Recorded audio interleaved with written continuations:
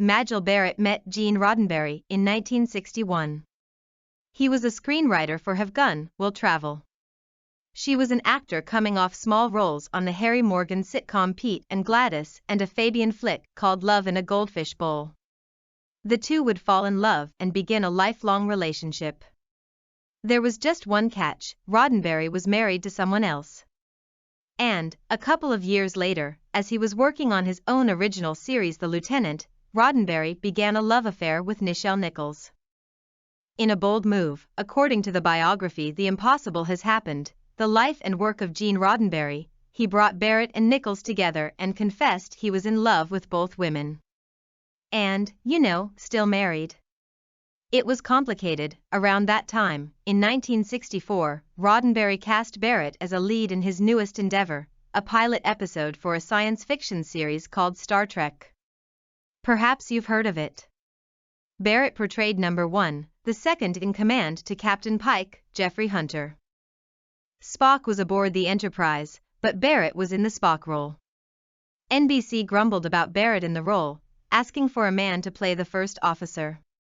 Test audiences also reportedly complained about Barrett.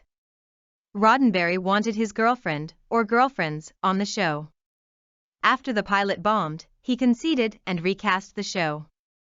Barrett joked that Roddenberry kept Leonard Nimoy as Spock and her as the girlfriend, as it was preferable to the other way around, when Star Trek finally made its series debut.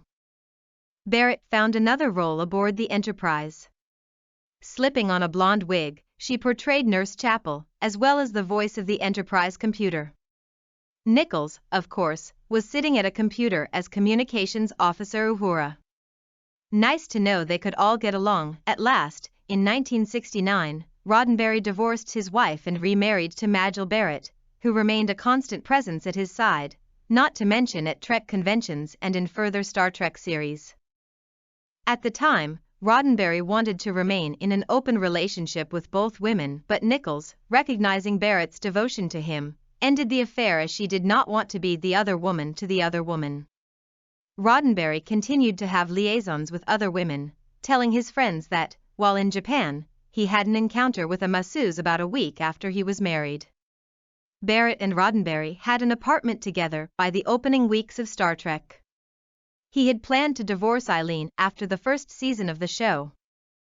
But when the show was renewed, he delayed doing so, fearing that he would not have enough time to deal with both the divorce and Star Trek.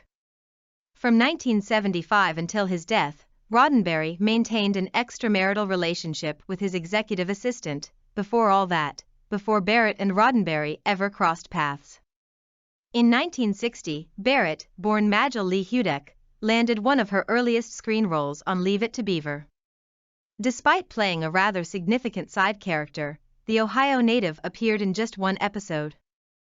Beaver and Violet. In that tale, the Cleaver head out on a family picnic with the Rutherfords.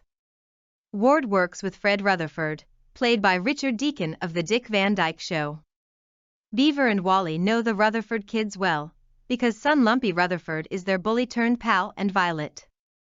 Well, Beaver is sweet on Violet. Barrett turns up as Gwen Rutherford, mother to Lumpy and Violet. She gets a few lines, climbing into the back seat of the Rutherford convertible next to Ward.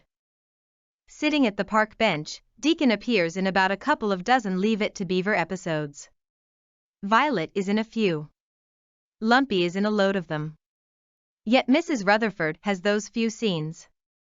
So it's easy to miss that this is a future Enterprise legend on the picnic date.